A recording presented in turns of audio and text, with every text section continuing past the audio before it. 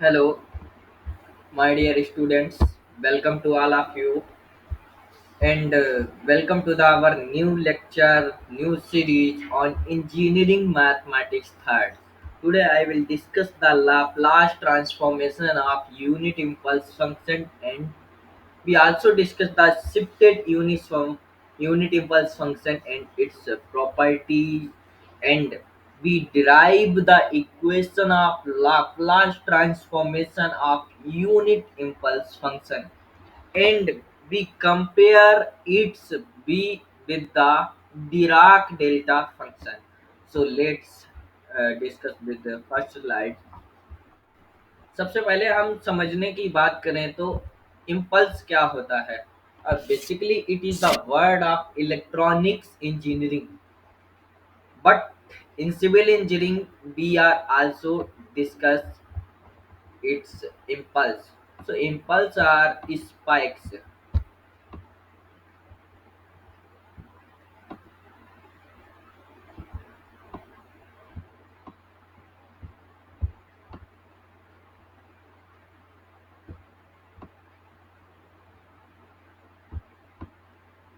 Impulse are basically spikes.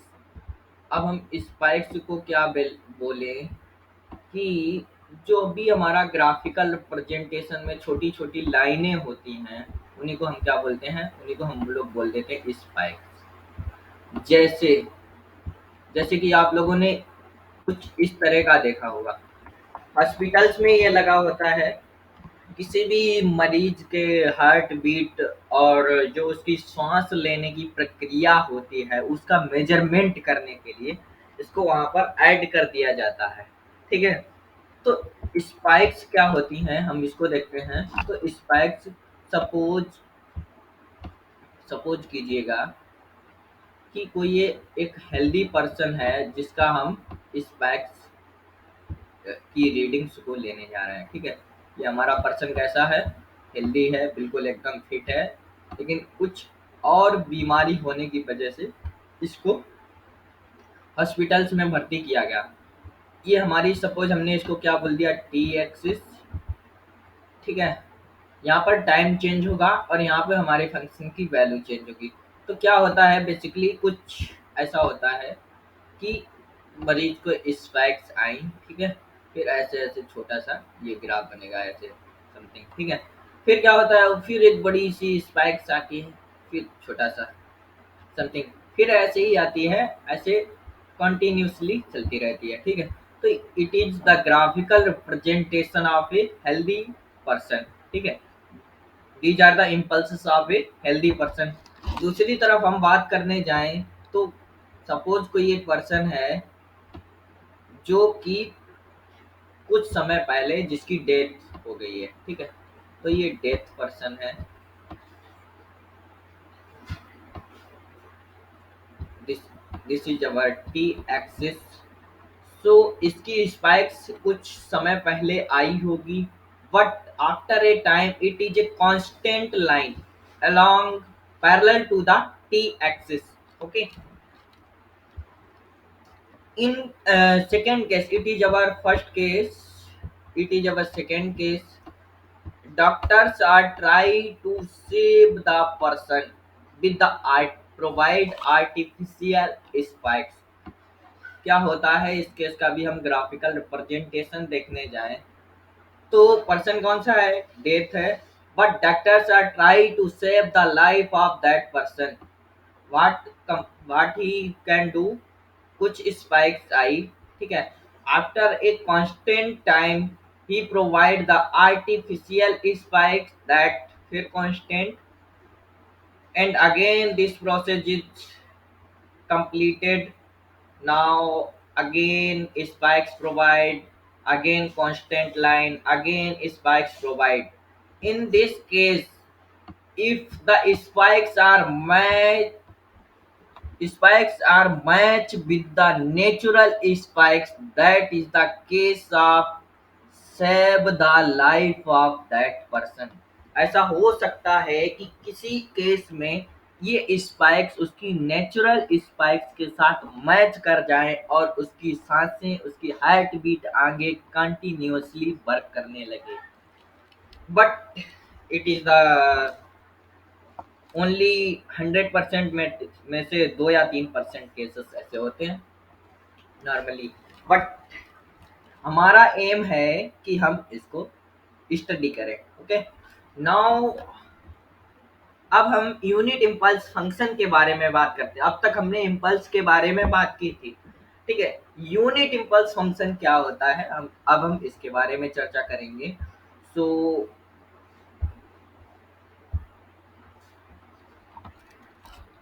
Now unit impulse function is what. So पहले हम इसका graph देखते हैं। This is our T axis,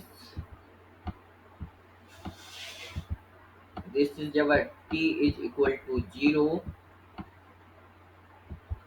and this y-axis is represents the function delta t, because unit impulse function का जो भी representation होता है वो क्या होता है, डेल्टा टी होता है, ठीक है। अब इसका ग्राफ देखने जाएं तो हमको क्या देखने को मिलता है, at T equal to 0 delta t given the value 1, only at T equal to 0। Okay, तो क्या होता है, यहाँ पर एक स्पाइक्स होती है एट टी इक्वल टू 0 पर, एट टी इक्वल टू 0 पर स्पाइक्स होती है बस। और कहीं भी 0 से इंफिनिटी, 0 के ना इस साइड, ना लेफ्ट हैंड साइड, ना राइट हैंड साइड, ठीक है। तो ये होता है हमारा यूनिट इम्पल्स फंक्शन, और ये इसकी ज्योमेट्रिकल रिप्रेजेंटेशन हो गई। But our aim is to find the Laplace of unit impulse function. So let's discuss the Laplace of unit step function. तो यूनिट स्टेप फंक्शन को अगर हम फंक्शन के रूप में तोड़ना चाहें तो हम इसको ऐसे लिख सकते हैं, it is our delta T. ये हमारा दो कंडीशन में टूटेगा। हम इससे अगर बात करने जाएं तो ये बोलेगा मेरी वैल्यू 1 है जब t इक्वल टू 0 है। जब भी हमें t इक्वल टू 0 मिलेगा तब हमारी वैल्यू 1 है। हमारी वैल्यू 0 है जब आप t इक्वल टू 0 नहीं दोगे तब, यानी कि 0 को छोड़ के अन्य कोई भी वैल्यू आप देने जाओ तो वो आपको फंक्शन 0 वैल्यू दे देगा, ठीक है। अब लाप्लास की बेसिक डेफिनेशन क्या होती है, अगर हमें कोई फंक्शन दिया गया Laplace of f of t, basic definition क्या होती है, limit 0 to infinity e to the power minus S t f of t d t, f of t d t. But we are interesting in find out the Laplace of unit step function, that is delta t. So f of t की value कितनी होगी, delta t। So Laplace of delta t is equal to the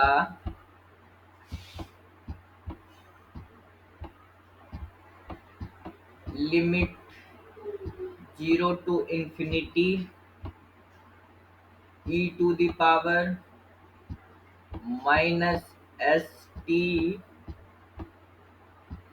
delta t dt।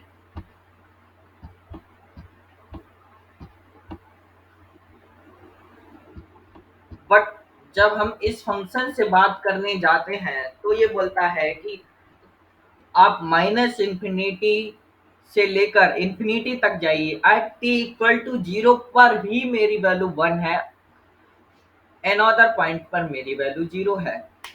तो अब इसका हम क्या करें, ये हमारी सोचने वाली बात है, ठीक है।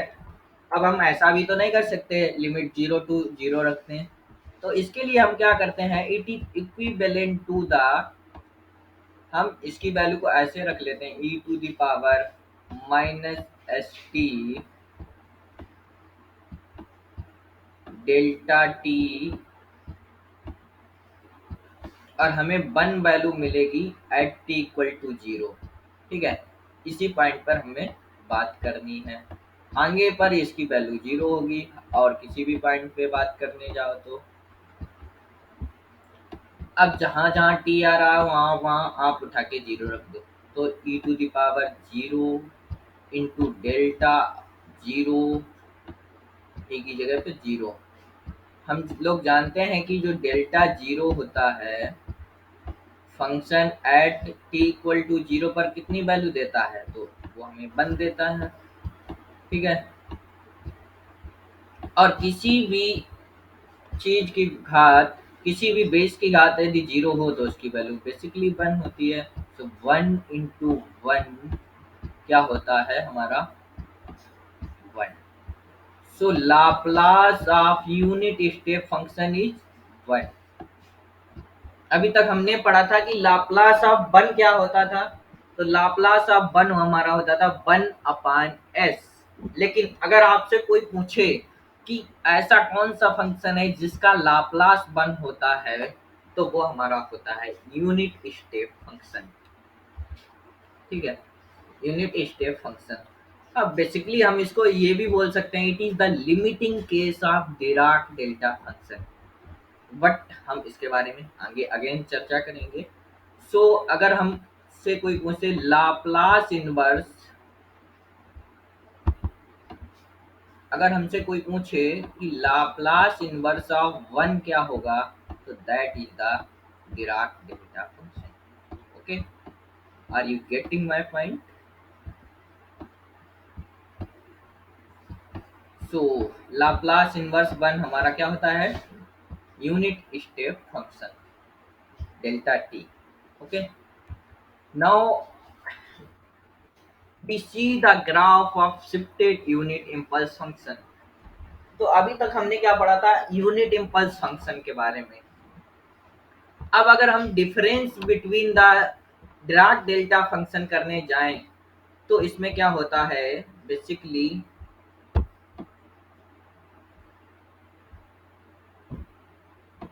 इन दोनों में डिफरेंस समझना बहुत जरूरी है। At T equal to zero पर हमें अगर वन वैल्यू मिल रही है, that is the unit step function, it is the unit step function USF। so and if we get at t equal to 0 the value of function is infinity, then it is the Dirac delta function। it is the basic difference between the shift unit impulse function and Dirac delta function. दोनों की खोज Paul Dirac ने ही की थी। मैंने बोल दिया unit impulse function है वो डिराक डेल्टा फंक्शन का लिमिटिंग केस है। कैसे, इसके बारे में भी हम चर्चा करते हैं। सो it is our T axis, here it is also t axis, it is our delta axis, function axis delta of t। दोनों का रिप्रेजेंटेशन भी सेम है, खाली अंतर कितना है, इसमें यूनिट आ जाती है यानी कि one at T equal to zero, यहाँ पर infinity at T equal to zero. It is the basic difference between the Dirac delta function and unit step function. Now our aim is to find the shifted unit impulse function and evaluate some questions on unit shifted unit impulse function and unit impulse function। So we see the graph of shifted unit impulse function। Basically अभी तक क्या होता रहा था कि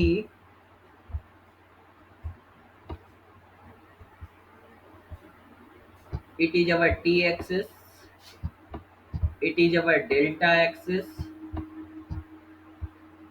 अभी तक हमें t इक्वल टू जीरो पर जो वैल्यू मिलती थी वो वन थी, लेकिन अब हम क्या चाहते हैं कि जो हमारी स्पाइक्स है वो हम t इक्वल टू a पर शिफ्ट कर दें। It is called the right hand shifting, right hand shifting. So अभी हमको स्पाइक्स कहाँ पर मिलेगी, at T equal to A पर, और यहाँ पर फंक्शन की वैल्यू कितनी होगी, 1 होगी।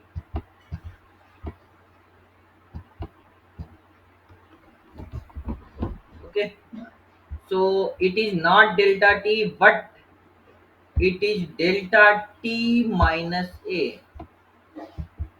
delta t minus a, graph of delta t minus a. Now we found the Laplace of shifted unit function, so Laplace of delta t minus a is equivalent to the limit 0 to infinity e to the power minus st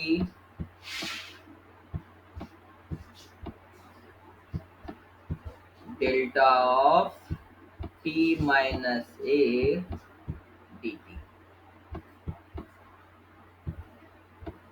now अब ये function से हम अगर अब बात करने जाएं तो ये हमें दो केस देगा।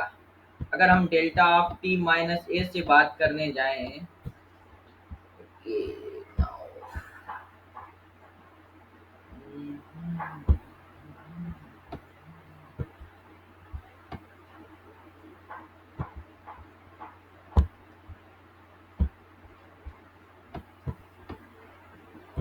तो ये क्या बोलेगा आपसे कि मैं दो कंडीशन पर वैल्यू दूंगा। वन मुझे कहाँ पे मिलेगा, जब भी आप टी इक्वल टू ए पर बात करोगे तब आपकी मुझे फंक्शन की वैल्यू 1 मिलेगी। जब आप T does not equal to minus A पर बात करने जाओगे तो आपको T does not equal to A पर फंक्शन की वैल्यू 0 होगी। ठीक है,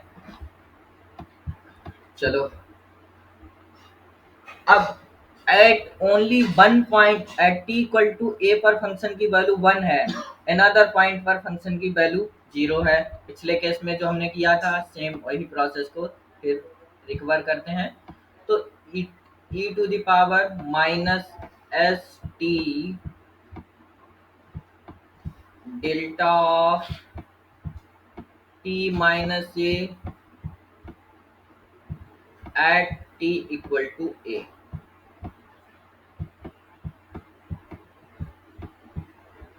जहां जहां टी आ रहा है वहां वहां वन ए पुट करते रहो। तो E to the power minus S A delta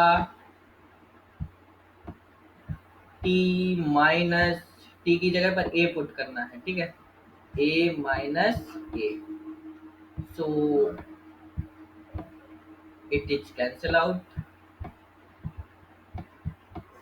E to the power minus A S into delta zero. अभी हमने पढ़ा था कि डेल्टा जीरो की वैल्यू होती है वो 1 होती है। So E to the power minus A S into 1 E to the power minus A S into 1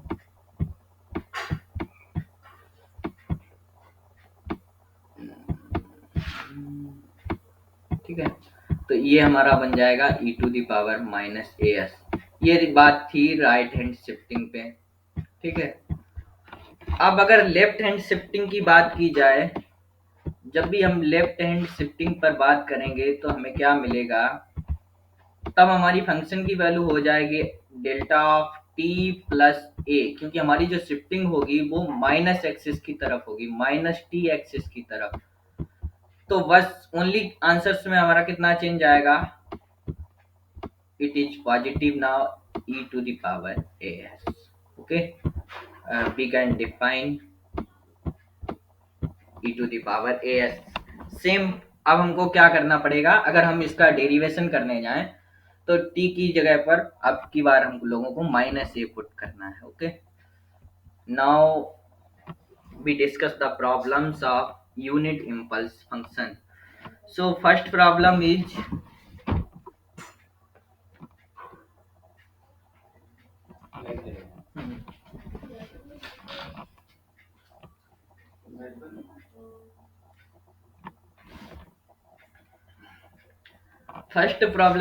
to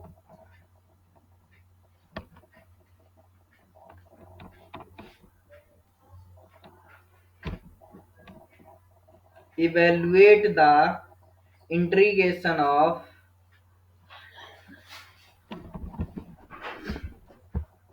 evaluate the integration of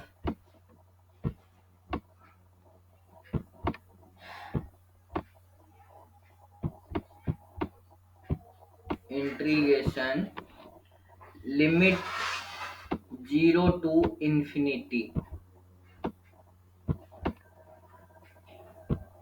e to the power minus S की value कितनी है। अभी हमको एस की कुछ वैल्यू दी गई है, ठीक है। तो एस की वैल्यू अभी हमारे पास 5 है।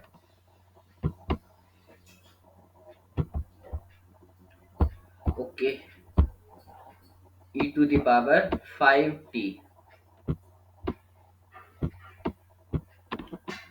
Delta of T minus 2। So अगर हम कंपैरिजन करने जाएं शिफ्टेड यूनिट इम्पल्स फंक्शन के साथ, सो ये हमें क्या बताता है कि ये जो वैल्यू है वो t इक्वल टू 2 पर ये इंटीग्रेशन एग्जिस्ट करेगा, ठीक है। इस फंक्शन को देखते ही हमें पता चल जाता है, क्योंकि हमें फाइनली क्या करना होता है, डेल्टा जीरो का केस बनाना होता है, ठीक है। तो t इक्वल टू 2 पर हमारी कुछ स्पाइक्स होगी। अब इसका ग्राफ भी बनाना चाहें वो भी बना सकते हैं, बट उसकी जरूरत नहीं पड़ेगी। So t equal to 0 some here t equal to 0, ये हमारा होगा t equal to 2 and it is t axis, it is delta of t minus 2, here we found a spikes. So it is our aim is now to find the integration. So at t equal to 2 पर ये हमें मिलेगा। So it is look like e to the power minus 5 into T की जगह पर, चलो पहले इसको ऐसे ही रख लेते हैं, e to the power minus 5t delta of T minus 2। हमने पता लगा लिया कि ये t इक्वल टू 2 पर मिलेगा। अब जहां जहां t आ रहा है वहां वहां 2 पुट करते हैं तो क्या मिलेगा, e to the power minus 5 into 2 delta 2 minus 2। So 2 हमारा ये हो जाएगा कैंसिल आउट। फाइनली यहाँ पर हमारा क्या हो जाएगा, डेल्टा 0, और हम लोग जानते हैं डेल्टा 0 की वैल्यू कितनी होती है, 1। So e to the power minus 10 into 1 is what, e to the power 10 minus 10। So ये हमारा आंसर हो गया। बहुत सरल प्रोसेस है। अगर हम इसको डिराक डेल्टा फंक्शन से सॉल्व करने जाए तो ये बहुत बड़ी प्रॉब्लम हो जाएगी। So now again we will discuss the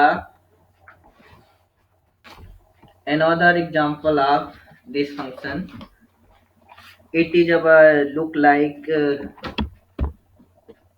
evaluate the Laplace transformation of evaluate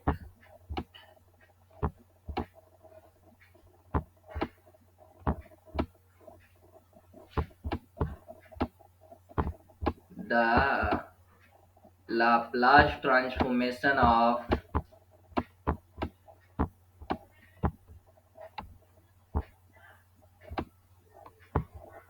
या इसको ऐसे बोल सकते हैं लिमिट, हमको बोल दिया कि इस इंटीग्रेशन को सॉल्व करो, limit 0 to infinity sine 2t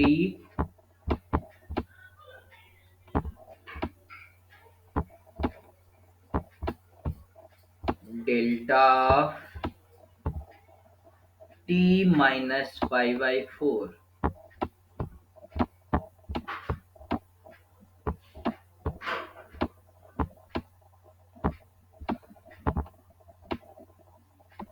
ठीक है, t माइनस 4 dt। सो अब हमें फाइनली करना क्या है कि यहाँ पर डेल्टा जीरो का केस बनाना है। ये कब पॉसिबल होगा? जब हम t की जगह पर +5/4 रखें। तो ये सवाल हमारा कहाँ पे सॉल्व होगा? एट t इक्वल टू 5/4 पर।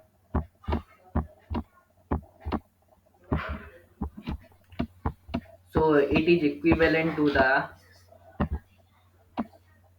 sin 2t delta t minus 5/4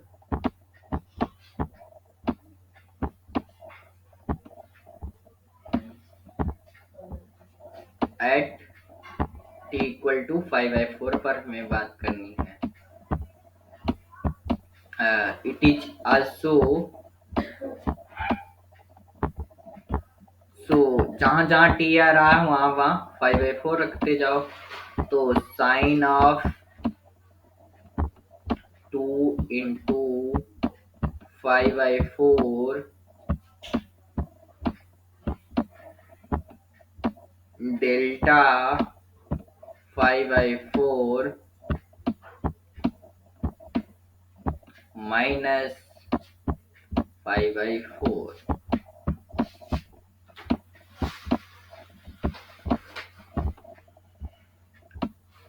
ये कैंसिल आउट, 0 हो जाएगा यहाँ पर। 2 बन जा 2, 2 2 जा 4। तो साइन 5/2 की वैल्यू कितनी होती है? 1 इंटू डेल्टा जीरो की वैल्यू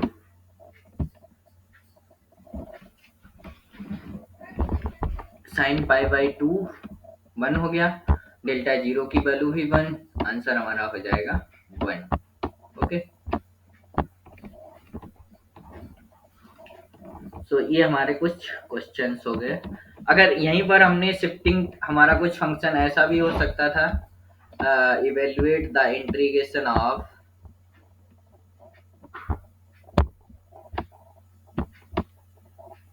लिमिट 0 to infinity सम। अभी हमने क्वेश्चन सॉल्व किया था e⁻³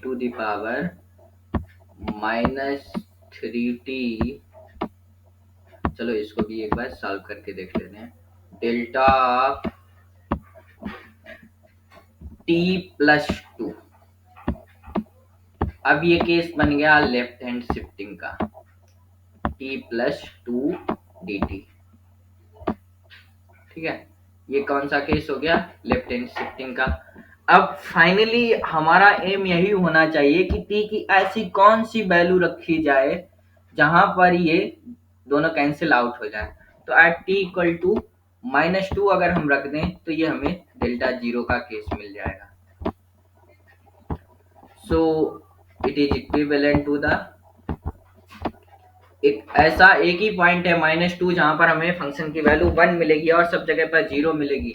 सो ऐसा हम कर सकते हैं +0 पर उसके लिखने का कुछ फायदा नहीं है। ठीक है, सो e⁻³ -3t इक्वल टू -2 पर ये एग्जिस्ट करेगा। Delta of t+2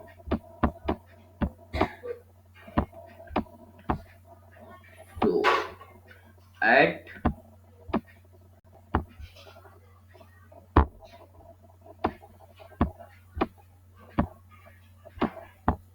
t equal to -2 पर।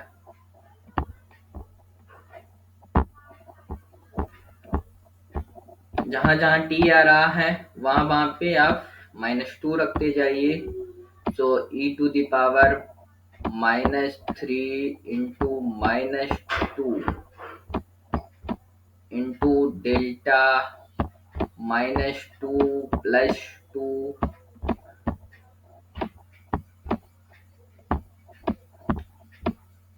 so it cancel out, delta 0 हो जाएगा, e to the power 6 minus minus plus हो जाएगा, 3 2 जा 6 into delta 0 is again 1, so e to the power 6 into 1 is what, e to the power 6.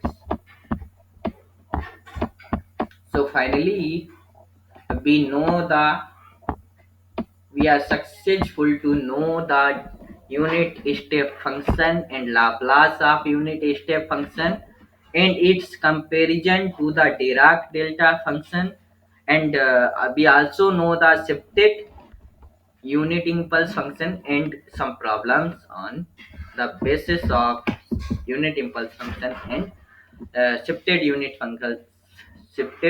impulse function. So thank you.